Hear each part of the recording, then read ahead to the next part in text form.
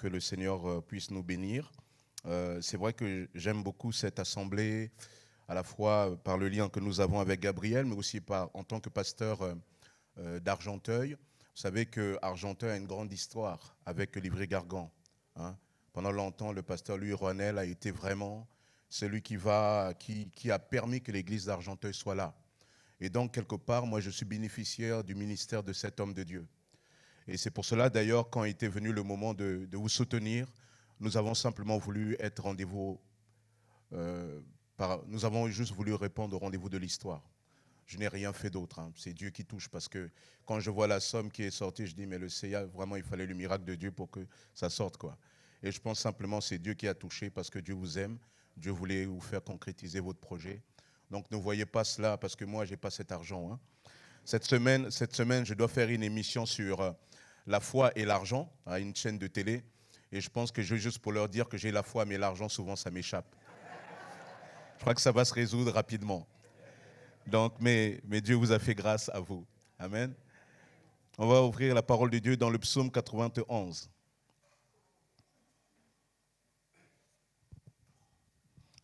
Psaume 91, verset 14.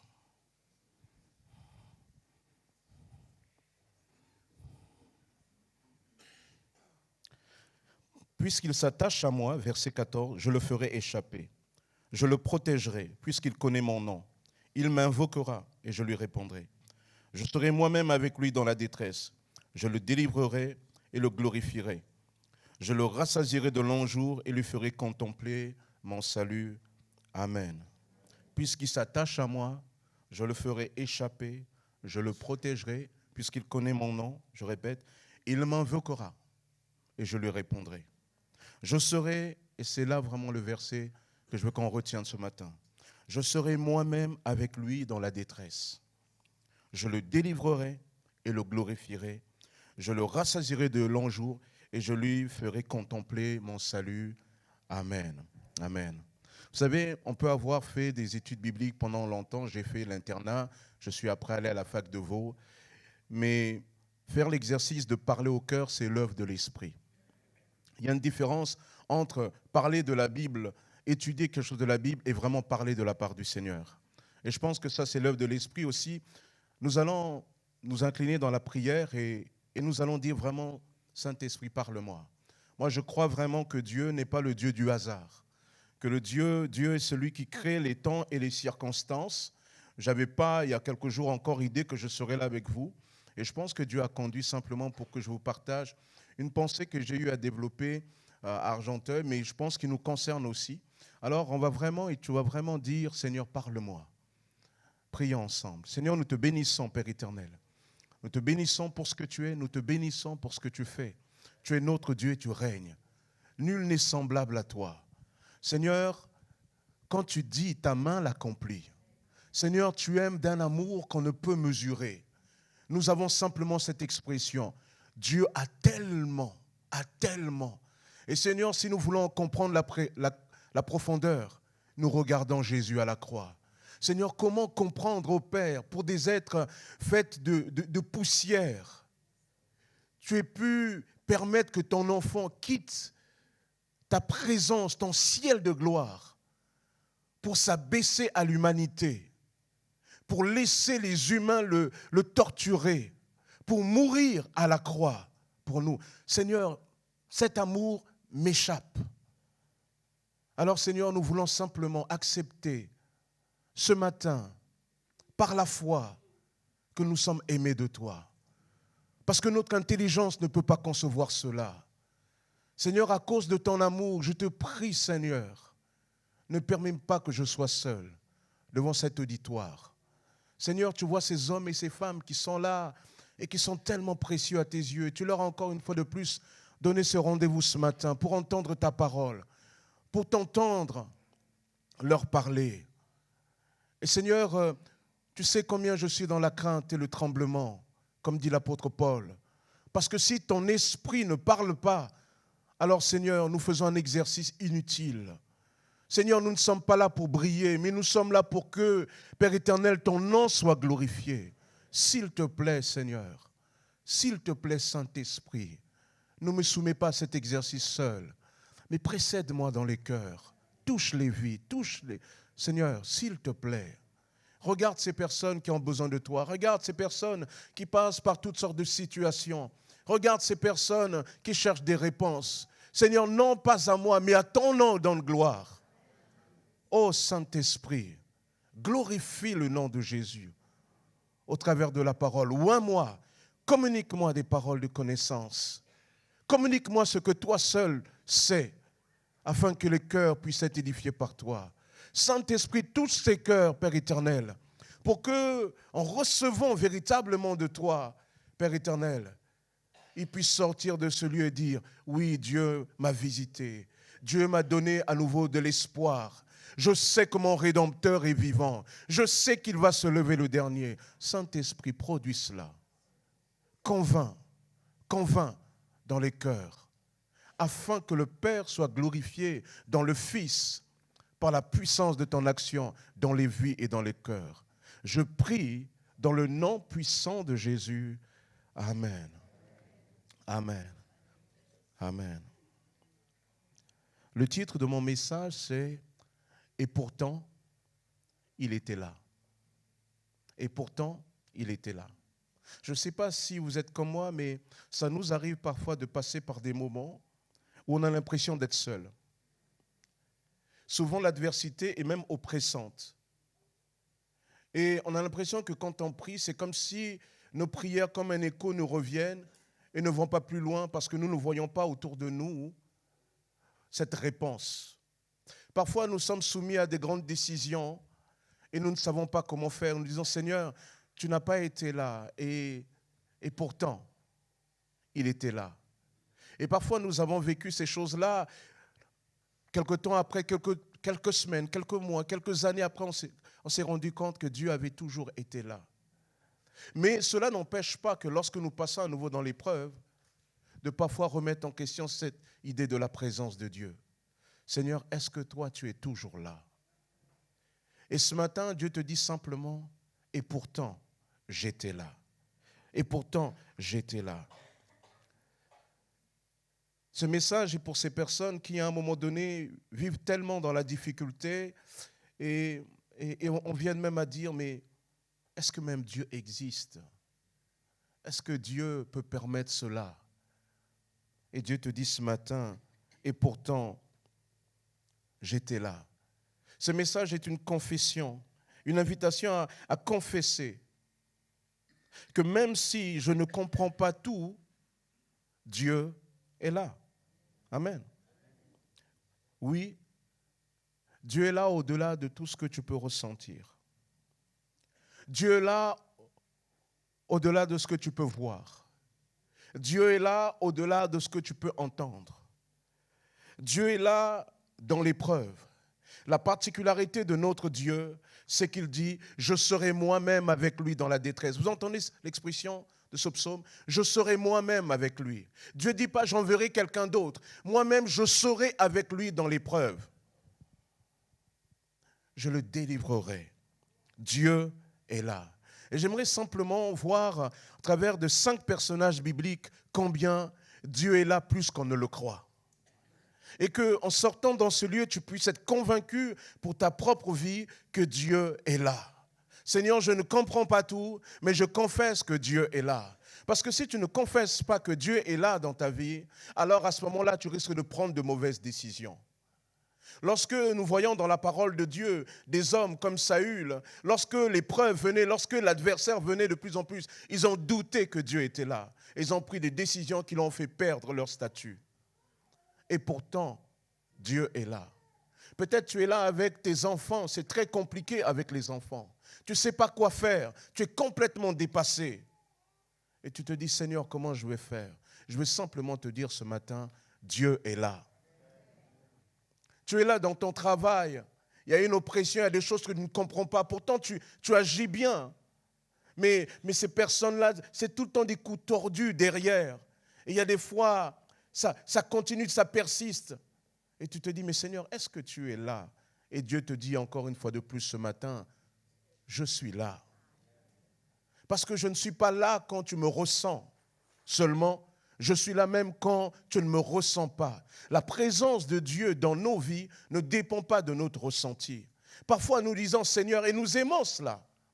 Oh Seigneur, je veux te sentir. Oh Seigneur, tu es là, etc. Dieu dit, ok, je t'ai laissé me ressentir quand tu étais un enfant. Mais tu dois apprendre, puisque tu es né de nouveau. Et puisque tu es né de nouveau, tu dois grandir de nouveau. Et grandir de nouveau, c'est grandir d'une manière différente de la manière que tu es né naturellement. L'homme naturel a besoin de ces 5 sens pour ressentir, pour se mouvoir dans son environnement.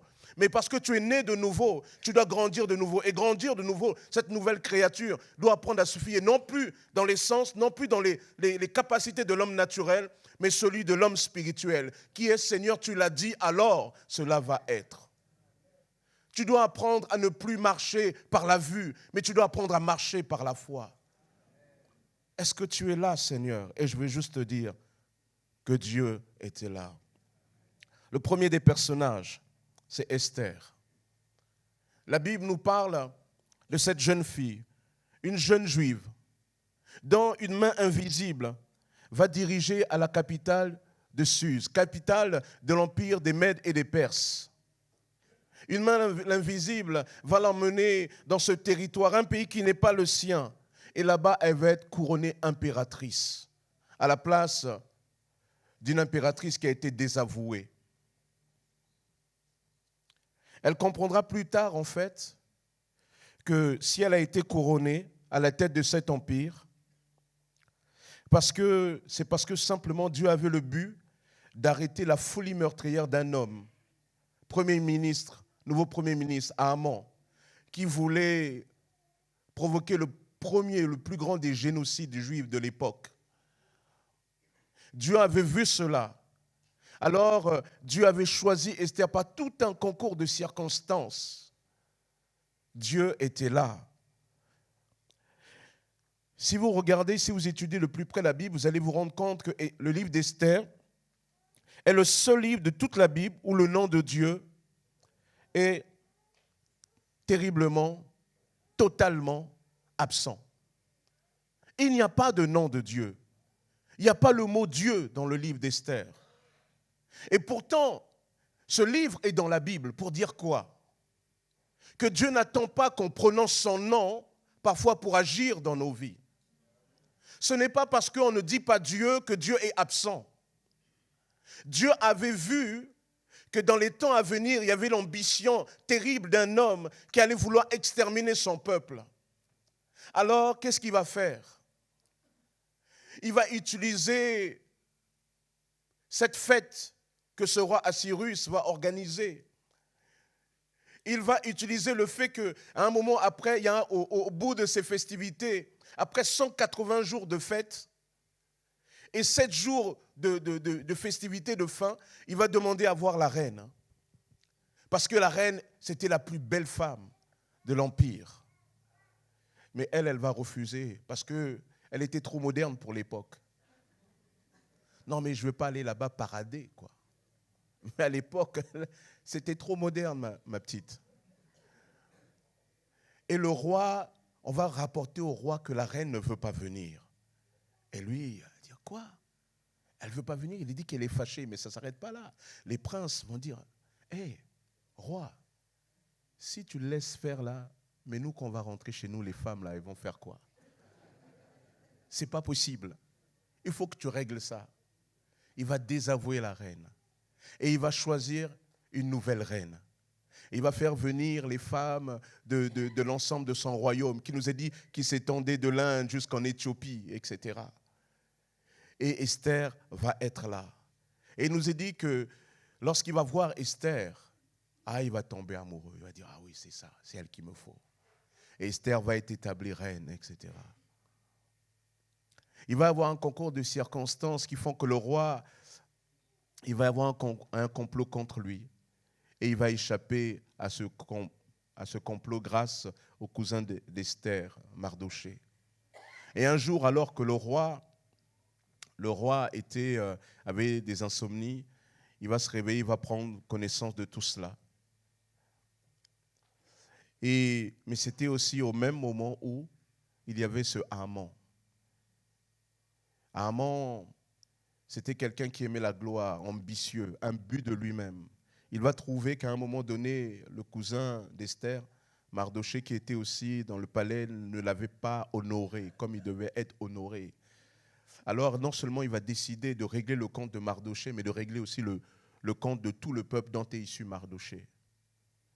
Mais voici que lorsque Mardochée va apprendre cela, il va aller voir Esther, il va lui dire, tu sais,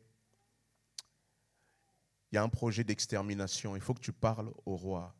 Et Esther dit, mais moi, la règle veut que même si je suis reine, je ne peux pas venir comme ça en présence du roi s'il ne m'a pas sollicité. Il y avait un risque de mort. Et Mardochée va lui dire, tu sais, Dieu est capable de faire sans toi. Mais pose-toi la question, si ce n'est pas pour ce jour que tu as été établie reine, elle va alors y aller, elle va jeûner, elle va demander à ce que le peuple prie avec elle, vont prier, jeûner et elle va aller, elle va trouver grâce. Et ce Haman qui voulait exécuter Mardochée, qui avait même déjà fait monter une potence, c'est lui qui va passer. Dieu avait vu cela. Et quand on voit, on se dit, mais le nom de Dieu n'est pas là. Et pourtant, Dieu était là.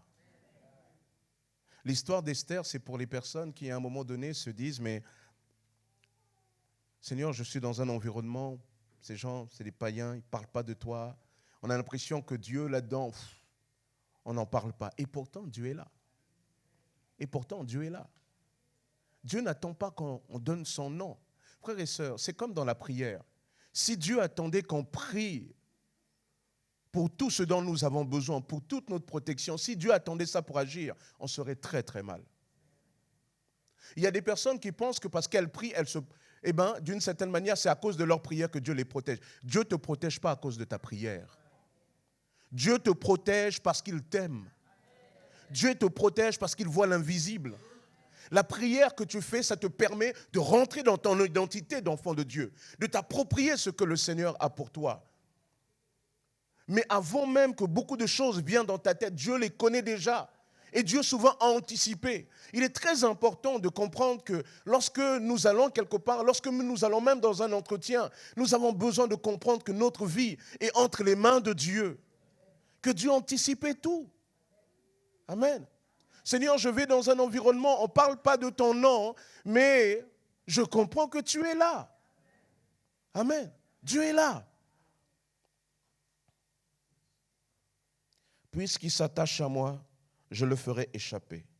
Je le protégerai puisqu'il connaît mon nom. Il m'invoquera et je lui répondrai. Je serai moi-même avec lui dans la détresse. Je le délivrerai, le glorifierai. Le rassasierai de longs jours. Je lui ferai contempler mon salut. Deuxième personnage, Joseph. Alors Joseph, c'est l'histoire d'un adolescent, 17 ans, habité par des rêves extraordinaires. Pour atteindre cela, pourtant, il va être maltraité, il va être injustement enfermé dans une citerne par ses frères. Plus tard, il va être vendu par ses frères à des étrangers, il va être traité comme une marchandise. Il va être exilé dans un pays qui n'est pas le sien. Il va subir toutes sortes de mauvais traitements, des accusations. Lui, c'est l'homme des grands rêves. Il va être enfermé dans les prisons égyptiennes. Et plus tard, par un concours de circonstances extraordinaires, il va finir Premier ministre d'Égypte, sauvant ainsi sa famille de la famine. Son père, Israël, ne comprenait pas la nature des rêves qu'avait son fils. Ses frères le trouvaient arrogant. Et pourtant, Dieu était là. Et pourtant, Dieu était là. L'histoire de Joseph, c'est l'histoire des personnes à qui Dieu a montré un rêve, a donné un rêve. Il lui a dit, voilà, je veux que tu fasses ceci, je veux que tu fasses cela. Et toi, tu as conscience que Dieu t'a parlé, mais avec le temps, quand vient l'épreuve, tu oublies même ça. Parce que quand tu vois la manière que les choses se combinent, tu te dis, mais comment Dieu peut m'avoir montré telle chose ? Et voici que dans le quotidien, pour arriver à ça, je ne vois pas comment Dieu peut faire avec cela. Dieu avait montré à Joseph qu'un jour, il allait se tenir devant ses frères, devant son père et sa mère, qui allaient se prosterner devant lui. Mais voici que Joseph va subir la jalousie de ses frères. Il va être vendu. Comment vous pouvez imaginer, avec tout ce que Joseph va vivre, que Dieu puisse être là-dedans? L'histoire de Joseph, c'est ces personnes à qui Dieu a montré des choses, mais le temps passe, les épreuves passent, et ils se disent, mais Seigneur, est-ce que tu es là? Et Dieu te dit ce matin, et pourtant je suis là. J'étais là dans le rêve. Et l'histoire de Joseph nous rappelle que lorsque Dieu commence quelque chose, il le termine toujours. Pourquoi? Pourquoi Dieu veut t'exaucer? Est-ce que tu t'es déjà posé la question, pourquoi Dieu veut t'exaucer? Dieu ne veut pas t'exaucer d'abord pour toi. La Bible dit que Dieu veut d'abord t'exaucer pour sa gloire. Parce que tu as été créé pour lui. Quand tu as accepté Jésus, tu es quelque part comme un porte-drapeau de sa gloire, de son nom. Ce qui t'arrive ne peut pas être vu comme si tu étais n'importe qui. Tu comprends? Et la Bible nous dit, notre Père qui es aux cieux, que ton nom soit sanctifié, que ton règne vienne, que ta volonté soit faite. D'accord? Ça, c'est la prière dont Jésus dit. Et il dit à la fin, pourquoi? Car c'est à toi qu'appartient le règne, la puissance et la gloire. Dieu veut t'exaucer dans la prière parce que Dieu veut glorifier son nom. Le but de la prière, c'est glorifier le nom de Jésus. C'est pour cela que lorsque nous prions, si on avait plus conscience que le but de la prière est de conduire à la gloire de Dieu, on prierait avec moins de panique. Comprenez? On disait, Seigneur, je suis là pour toi. Ma vie t'appartient, je prie pour ta gloire. Alors, comme c'est pour ta gloire, comme tu donnes ta gloire, tu ne donnes pas ta gloire à un homme et tu veux glorifier ton nom, alors Seigneur, tu vas le faire. Tu vas le faire. C'est important. Et quand vient l'adversité, parfois tu paniques, Seigneur, etc. Et parfois, quand vient l'adversité, tu as même l'apparence de la foi, mais tu paniques. Vous savez, il y a des gens qui invoquent le nom de Jésus en mode panique. Quand vient l'adversité, c'est là, au nom de Jésus. Mais en fait, tu paniques. N'est-ce pas? Et ils sont là, au nom de Jésus, au nom de Jésus. En fait, tu vois l'adversité vient de plus en plus comme un train. Là. Tu dis, au nom de Jésus, au nom de Jésus. Parce que tu crois que le nom de Jésus, c'est juste une formule magique. Tu ne comprends pas que le nom de Jésus, c'est un revêtement de tranquillité. C'est un revêtement de paix. Pourquoi? Seigneur, parce que tu es avec moi. Et lorsque Dieu voulait exterminer le peuple d'Israël suite à leur désobéissance avec le veau d'or, Moïse va intercéder et dit, Seigneur, qu'est-ce que les autres peuples vont voir? Qu'est-ce qu'ils vont dire? Tu as été celui qui a fait sortir d'Égypte, mais tu n'as pas été celui qui a fait rentrer dans le pays de Canaan. Alors Dieu dit, non, ok Moïse, à cause de ma gloire, je ne vais plus exterminer ce peuple. Ici, ça nous montre aussi toute la puissance de l'intercession à cause de sa gloire. Est-ce que quand tu pries pour toi ou tu pries afin que la gloire de Dieu soit glorifiée vraiment à travers de toi? Il y a des fois on panique. Reste calme. Reste calme. Seigneur, un jour, tu m'as montré quelque chose. Tu n'es pas un homme pour mentir. Ce que Dieu y commence, il le termine. C'est un principe. C'est un principe. Seigneur, je ne comprends pas tout. Pourquoi ça arrive comme ça? Oh, Dieu ne te demande de ne pas regarder à l'épreuve présente. Dieu te demande de regarder à la finalité. Quand on regarde l'histoire de Joseph, quand on voit tous les différents épisodes par lesquels il est passé, on se dit, wow, comme disent les jeunes, c'était chaud. Hein? Bon, il faut dire aussi que Joseph, il n'est pas futé quand même. Franchement, tu as des rêves, tu vas le raconter à tout le monde. Franchement. Mais il ne faut pas le raconter. Mais lui, c'est un naïf.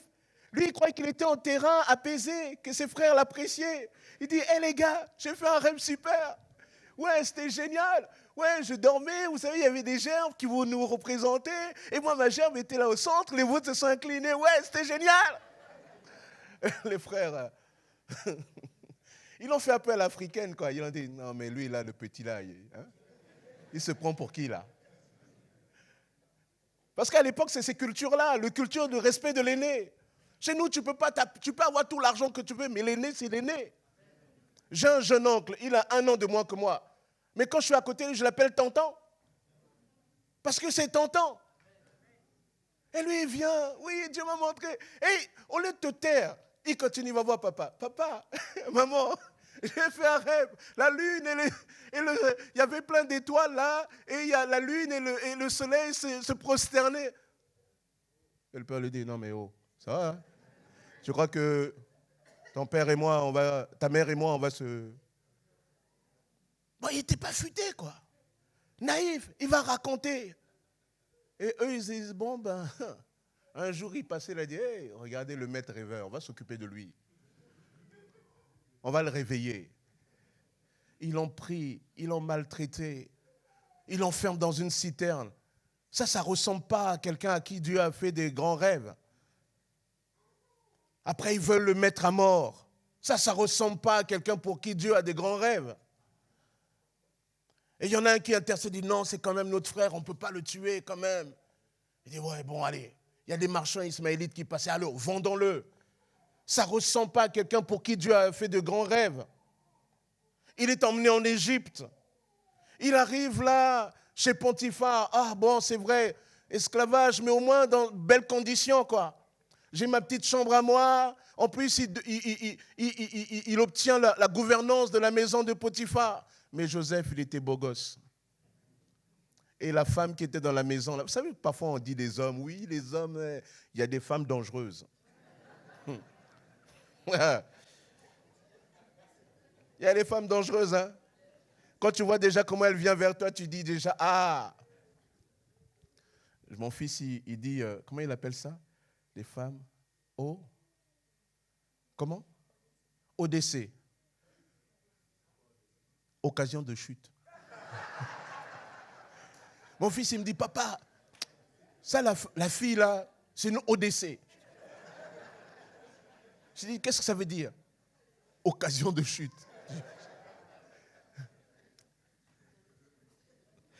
Et donc, et là, il est là, et cette femme, elle voit le beau gosse là, elle dit, ah, le mari, il n'est pas tout le temps là. J'ai un peu de viande là. Et lui, la grippe. Et le type, il est tellement droit, il dit, moi, je ne peux pas faire ça. Moi, j'aime mon maître, je lui suis fidèle. Il m'a dit, tout ce qui est dans la maison, je peux en disposer. Mais toi, ce n'est pas possible. Et elle insiste. La timbrée, là. Elle insiste. Et lui, comme il ne sait pas quoi faire, il lâche le vêtement et il fuit. Peut-être il est même fui en chante en lui laissant le reste des vêtements. Et elle, qu'est-ce qu'elle fait quand le mari arrive? Non, mais il y a des femmes vraiment. Non. Il y a des MeToo là. Non. Comme disent certains, c'est fabriqué. Non, elle fait sa petite MeToo là. Ton serviteur, il est venu, il a voulu m'agresser, mais moi, heureusement, comme je t'aime tellement, je n'ai pas laissé faire. Je me suis battu. Regarde, heureusement, regarde son vêtement. Et le maître, vous savez, la Bible dit qu'il y a des choses que tu peux faire à un homme, mais un homme qui a été trompé, rien ne peut l'apaiser. L'homme là, son sang, pourtant il aimait Joseph, mais son sang a fait un tour. Il a fait, Joseph, il a osé faire ça avec tout ce que j'ai fait. Lui, l'esclave, je lui ai donné la gouvernance de ma maison. Il ose me faire ceci, cela. Je veux m'occuper de lui.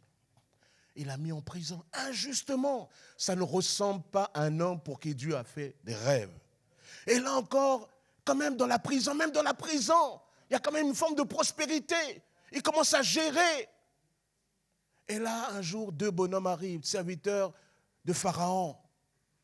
Et lui, comme il avait ce don, il leur prédit leur avenir. Il dit, on a fait des rêves. Et il dit, bon, voilà vos rêves, c'est ça. Il y en a un, toi, c'est chaud. Tu vas, ton temps est réglé. Et il dit, c'est ce qui va arriver. Et celui à qui, il dit, tu vas retourner dans ton service. Il dit, souviens-toi de moi, tu parles. Le type, il a oublié Joseph.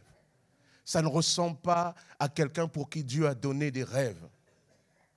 Et pourtant, un jour, Pharaon ne va pas dormir.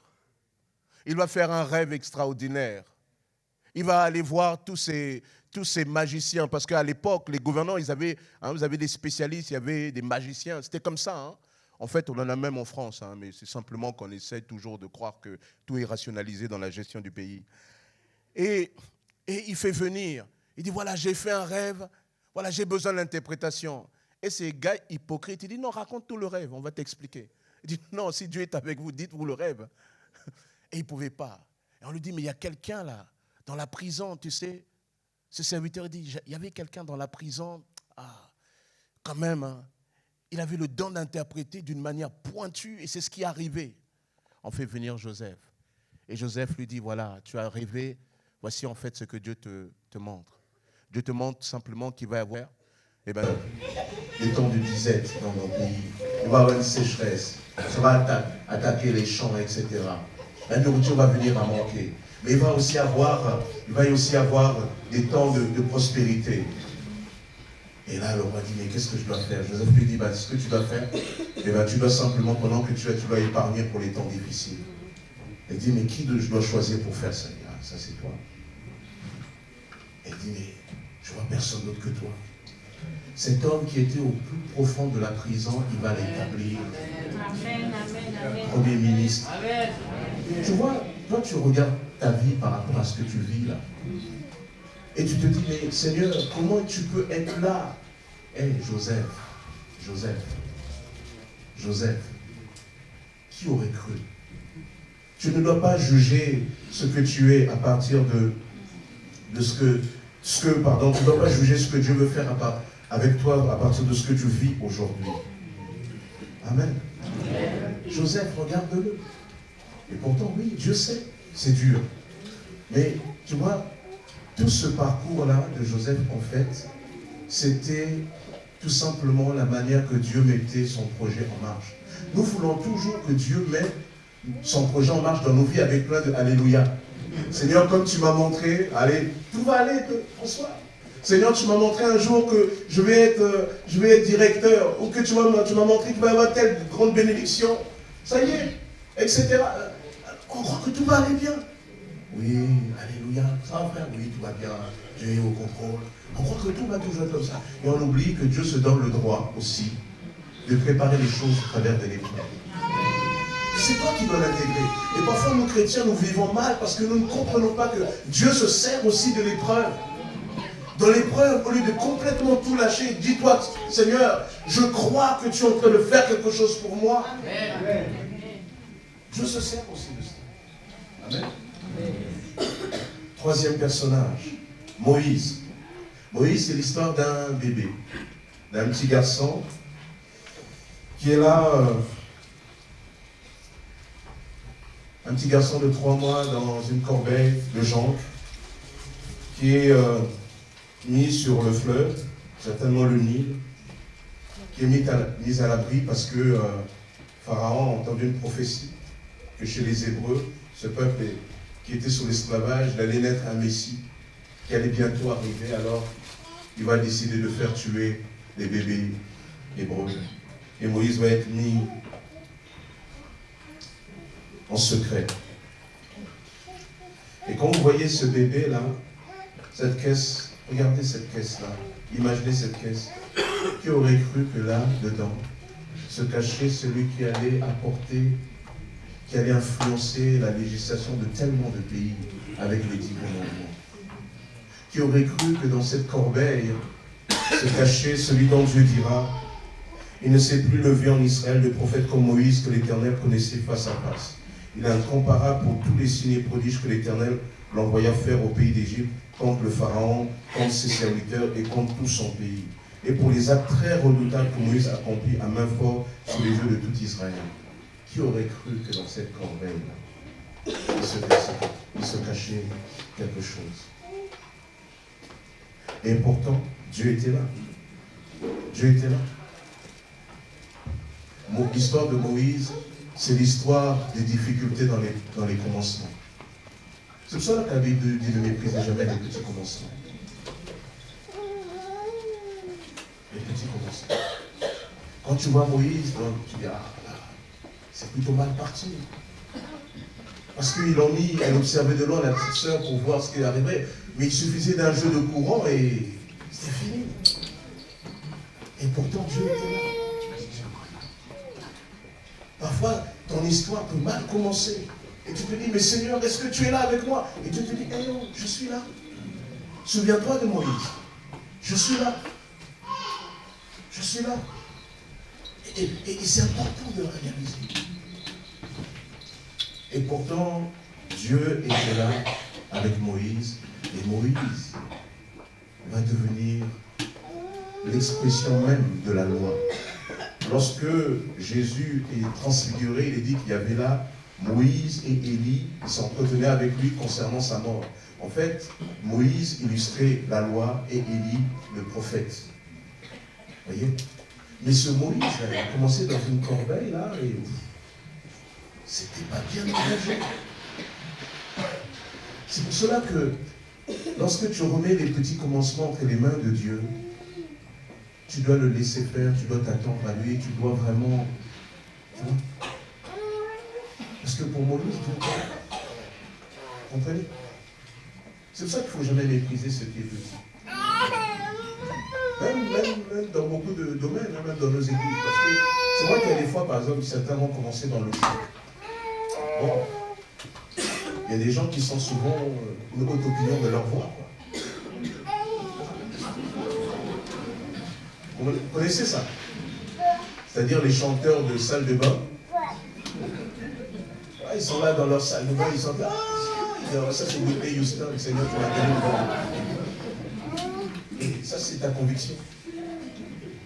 Ça s'avérera que quand les autres auront, quand tu viendras vers le salon, où les autres vont dire, ok, il y a quand même quelque chose. J'avais hier, je discutais avec mon petit frère qui donne des cours de chant, il disait, il y avait une des personnes qui l'accompagnait, il disait, elle prétendait à aller dans un truc, audition, dans un grand truc, là, pour vraiment, je ne veux pas dire, on va dire aux États-Unis, auditionner. Elle était convaincue, mais là-bas, on ne rigole pas. Tu ne viens pas juste dire, non, là-bas, il y a des gens, quand ils chantent, là, tu vois, quand elle reste longtemps, tu peux aller passer ton bar, terminer, revenir, et elle est encore là. Tu comprends? Il y a des gens comme ça. Et parfois, bon, frères et sœurs, parfois, ils sont là aussi dans nos églises, bon, ils démarrent petit à petit. Vous avez des talents, tout le monde n'a pas le même talent, il faut laisser les gens commencer. Parce que Dieu est là aussi. Amen. Bon, après, il faut quand même prendre des cours. Hein. C'est important. Et c'est les petits commencements. Tu es là, par exemple, tu as des entretiens dans le cadre de ton boulot, dans le cadre de ton projet, tu as l'impression que c'est compliqué. Mais Dieu est là quand même aussi. Dieu est là. Dieu est là. Tu comprends? Dieu est là. Et pourtant, Dieu était là. Puisqu'il s'attache à moi, je le ferai échapper, je le protégerai, puisqu'il connaît mon nom. Il m'invoquera, je lui répondrai, je serai moi-même avec lui dans la détresse, et je le délivrerai, le glorifierai. Je le rassasierai de l'enjeu, je lui ferai contempler mon salut. Wow. Ça c'est extraordinaire. Esther, Joseph, Job, Moïse, et dernier personnage, Lazare.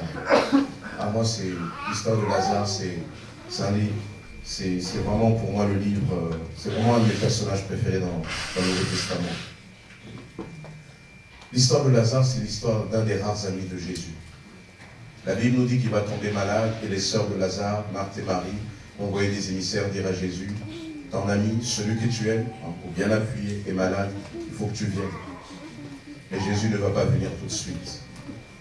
Et lorsque Jésus va venir plus tard, alors que 4 jours auparavant, Lazare a été porté en terre. Marthe et Marie vont dire, Seigneur, si tu avais été ici, notre frère ne serait pas mort. Pour Marthe et Marie, le pouvoir de Jésus pouvait encore s'exercer quand leur frère était vivant, quand il était là à Béthanie, quand il avait encore le souffle. Pourtant, Jésus va venir après. Et si on regarde bien l'histoire de Lazare est là pour nous dire que pourtant Dieu était aussi là-dedans. Parce que lorsque Jésus va apprendre que Lazare est malade, Jésus dit cette maladie n'est pas pour la mort. Et si Jésus prend du temps, son temps pour venir, c'est parce qu'il sait que lorsque Dieu décide, Dieu n'est pas arrêté par le temps comme l'homme. Alors il vient. Dieu n'est jamais en retard. Et là, il vient et il va dire à cette femme, à ces deux femmes Il lui dit, si tu avais été ici, je suis la résurrection et la vie. Je suis la résurrection et la vie. L'histoire de Lazare, c'est l'histoire des personnes qui ont tant espéré, mais qui disent, bon, ça n'arrivera plus, ça ne sert à rien, on fait le deuil de ça. Marthe et Marie, on fait le deuil. Notre frère, c'est fini. Et pourtant, Jésus avait promis de venir. Jésus avait promis de faire. Mais il n'y a pas. Et là, à ce moment-là, Jésus va arriver. Et donc, le Seigneur, c'est trop tard. Peut-être que toi, tu dis, Seigneur, ce que tu aurais dû faire avec moi, tu aurais dû le faire à tel moment, etc. L'histoire de Lazare, c'est les gens qui disent à Dieu, voici, Seigneur, je comprends que tu agis que de telle et telle manière. Et Dieu dit, mais moi, je fais autrement. Et Jésus va arriver. Et moi, ce que j'aime avec Jésus, il va venir devant le tombeau de Lazare. Il va dire, ôtez la pierre. Et les gens vont dire, mais Seigneur, ça fait 4 jours. Il dit, hey, je t'ai pas dit, si tu crois, tu verras la gloire de Dieu. Et parfois, le Seigneur, tu avais abandonné complètement quelque chose. Dieu te dit, mais je suis là aujourd'hui. C'est mon temps maintenant. Et tu vas dire, oui, mais Seigneur, ça fait déjà 4 jours que c'est mort. Mes rêves puent déjà la mort. Qu'est-ce que tu peux encore faire? Et Jésus vient devant le tombeau de Lazare. Et là, il dit, et moi j'aime toujours ce passage, oh c'est dommage que vraiment il n'y avait pas des petits téléphones. Mais j'imagine si on était là, à ce moment-là, au moment de cet épisode-là, on voit la foule, un homme, Jésus en train de parler, à Marthe et Marie, on n'entend pas trop, il parle à des femmes, il y en a qui disent, ôtez la pierre, et il dit, oh, le Seigneur, ça fait 4 jours, quoi, tu vas dire, tu vois la gloire de Dieu. Oh, mais il y a un moment donné, il vient devant le tombeau de Lazare. Je ne sais pas comment Jésus a parlé à Lazare. Peut-être qu'il a fait, vous savez, un peu comme, il a dû, vous savez, la salutation africaine. Quand vous allez dans une maison en Afrique, quand vous allez dans la propriété où vous entrez, en général, quand vous voyez personne, vous dites « hé !» Et les gens doivent dire « hé !» C'est une manière de dire « je suis là, on est derrière », etc. Certainement, Jésus avait l'habitude, quand il rentrait à Béthanie, il disait « oh, Lazare !» Et Lazare dit « hey, je suis là !» etc. Et ce jour-là, Jésus vient devant le tombeau. Il dit, Père, moi je sais que tu m'exauces toujours. Nous, on n'a pas besoin de faire des cris là. On n'a pas besoin, nous on sait. Vous voyez la confiance. Oh, moi j'aime Jésus quand il parle de Père. Ça lui donne tellement de leçons. Il dit pas, ouais, oh. Vous savez comme on dit souvent, on est là, on a s'agit, au nom de Jésus, au nom de Jésus. Il dit, oh, Père, je sais que tu m'exauces toujours. J'ai pas besoin de parler. Mais tu vois pourquoi il faut qu'on parle. Tu sais, Père, on va faire un peu du théâtre. On va faire un peu du théâtre parce qu'il faut qu'il voit que ce qui va se passer, c'est bien parce que. Alors il vient. Ah, il dit simplement Lazare. Moi je pense pas qu'il a dit Lazare. Ça c'est trop Hollywood, ça, c'est B2B. Non, je crois que Jésus il est venu dans la paix. Il est simplement venu, il a dit Lazare. Et les gens qui étaient là, ils disent, qu'est-ce qu'il raconte? Ça y est. Les méchants, les adversaires, on dirait, ça y est. Alors là, on va la voir. Oh, Lazare sort. Ressuscité à mort, oh là là. Là, on va vraiment voir que ce n'est pas l'homme de Dieu. Ce prophète ne vient pas de Dieu. Lazare sort. Et mais tout d'un coup, il voit, on dirait l'ombre. Vous savez, souvent, la lumière qui rentre dans le truc là. Il sent le frémissement. J'imagine qu'il y avait des gens qui étaient là. Ils étaient en train de se moquer. Ah, Lazare, ça.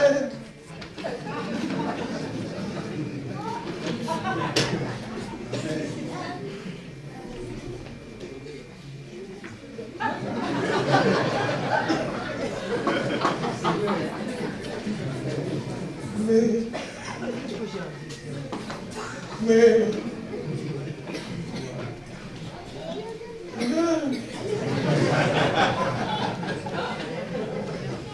vous imaginez? Mais Jésus, quand il parle, c'est ça. Et Lazare, quand il est sorti de là, oh là là. Je ne sais pas ce qui se passe. Peut-être Lazare dans son. Il dit, je veux chanter et louer. Peu importe ce que je vis, le ressuscité vit en moi. Son nom est Jésus. Je suis né de Dieu. Je suis né. Et là, il sort. Rempli du Saint-Esprit. Calmez-vous.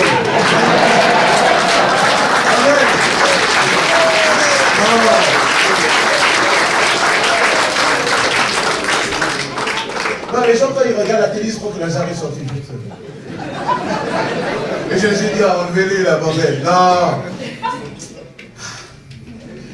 Il faut que vous soyez un peu plus africain dans votre lecture. Vous voyez, c'est...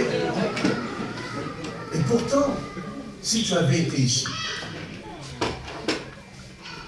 Seigneur, j'espérais me marier, j'espérais... Et là, je ne trouve pas. C'est vrai que c'est difficile, les gars, aujourd'hui, à choisir. Aujourd'hui, dès que tu vas voir une fille, on te filme en ligne. Pervers, pourquoi tu veux me voir? Tu ne sais plus. Les hommes, les sœurs, aidez les hommes aujourd'hui. Ils ne savent plus comment vous aborder. Dès qu'ils viennent, et les frères maintenant, ils tremblent. Ils prient doublement par rapport à avant. C'est vrai que c'est pas ça.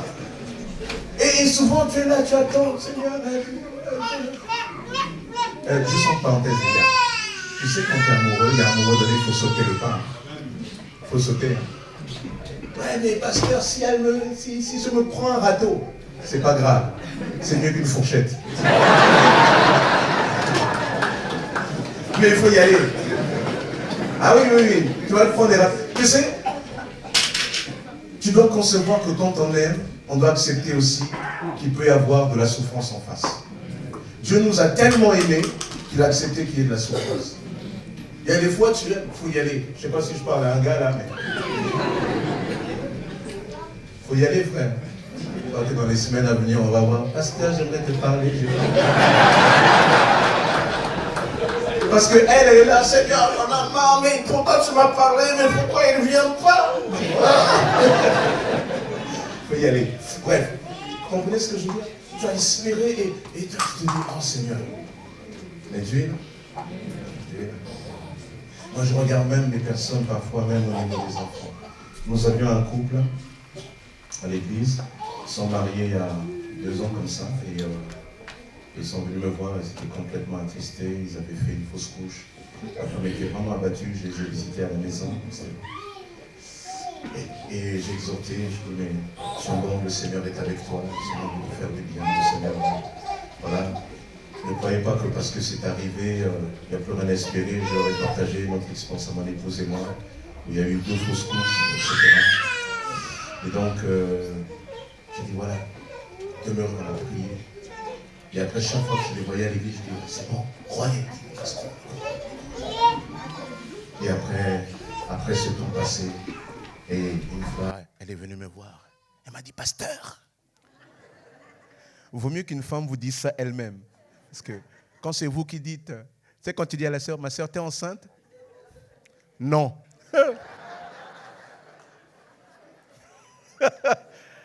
Moi, il y a des fois, je vois la sœur bien, mais je préfère qu'elle me dise elle-même. Ah oui. Elle vient me voir et elle dit, pasteur, voilà, ça fait maintenant 5 mois. Oh. Elle croyait que c'était fini. Et là, il y a 2 semaines, il nous a envoyé le WhatsApp. Voilà, il est né, le petit garçon. Parfois, on se dit, Seigneur, est-ce qu'il y a encore un espoir? Ne t'ai-je pas dit que si tu crois, tu verras la gloire de Dieu? Ne t'ai-je pas dit? Et pourtant, Dieu était là. Voilà, je termine juste pour te dire que, quel que soit ce qui peut arriver, Dieu est toujours là. On pourrait développer. J'ai voulu vous donner ces exemples avec un peu d'humour, mais surtout pour qu'on puisse comprendre que, Seigneur, je ne comprends pas tout, mais tu es là. Tu es là. Tu es là. Pour les enfants, tu es là. Pour l'époux, l'épouse, tu es là. Pour le travail, tu es là.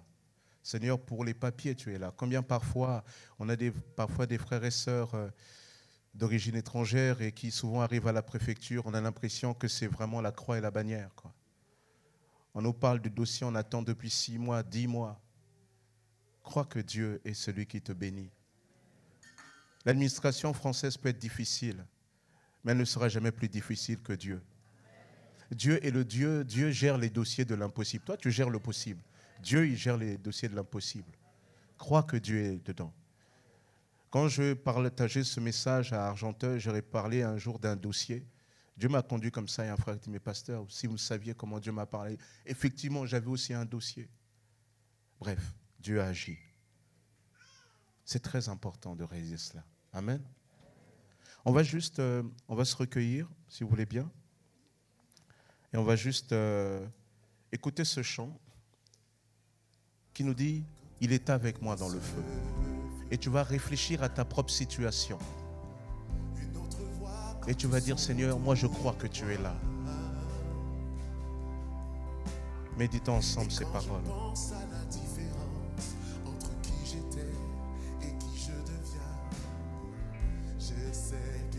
Et peut-être c'est l'occasion de dire, Seigneur, pardon d'avoir douté. Je pensais que Dieu n'était pas là, mais Dieu était là.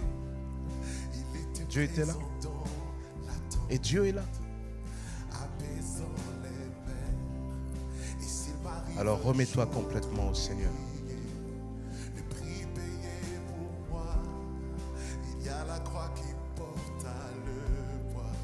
Et si tu passes particulièrement par ce temps difficile, ce temps d'interrogation, et tu crois que le Seigneur t'a parlé, que ce message était particulièrement pour toi, lève-toi simplement, je vais prier pour toi. Parce que je crois que Dieu a voulu te parler pour qu'on puisse prier aussi pour toi. Alors tiens-toi simplement debout. En toute simplicité, nous allons nous attendre au Seigneur. Nous allons dire ensemble, Seigneur, voilà, moi je crois que toi tu es là avec moi. Et tu vas en te levant dire, Seigneur, je me confie complètement en toi. En te levant, tu vas dire, Seigneur, j'ai entendu que tu es avec moi, que tu es avec moi dans le feu, que je ne suis pas seul. Seigneur, je t'en prie, aide-moi. Alléluia. Seigneur, je veux te prier simplement pour tes enfants qui sont là. Je te prie de les fortifier, je te prie de les bénir. Je te prie de les encourager. Je te prie, Père éternel, d'agir dans leur situation. Seigneur, tu as voulu que nous abordions à nouveau ce thème. Non pas simplement pour qu'on parle ou pour que je parle, mais Seigneur, afin que ton nom soit glorifié dans les vies, en les interpellant. Seigneur, tu interpelles ce matin. Alors Seigneur, maintenant, agis pour la gloire de ton nom. Je proclame le nom de Jésus sur cette situation. Je brise toute barrière, toute résistance, toute difficulté. Je la place sous la puissante autorité de Jésus. Que toute adversité soit vaincue dans le nom de Jésus. Seigneur, tu renouvelles dans la foi. Tu nous renouvelles dans l'esprit. Tu renouvelles dans ta parole. Oh Seigneur, tu es Dieu. Alors glorifie ton nom. Manifeste ta grâce, Père. Tu es Dieu. Seigneur, regarde tes enfants qui ont besoin de toi. Regarde, Seigneur. Couvre-les de ta grâce. Couvre-les de ta bénédiction, Seigneur. Seigneur, manifeste ta présence dans leur vie. Seigneur, que leur cœur soit pleinement enraciné en toi. Que les œuvres de l'ennemi soient brisées. Que le nom de Jésus seul soit glorifié. À toi, Père, l'honneur, la gloire et la puissance dans ces vies, Père. Sois glorifié, Jésus. Amen. Amen. Amen. Que Dieu soit glorifié. Amen. Prenez place.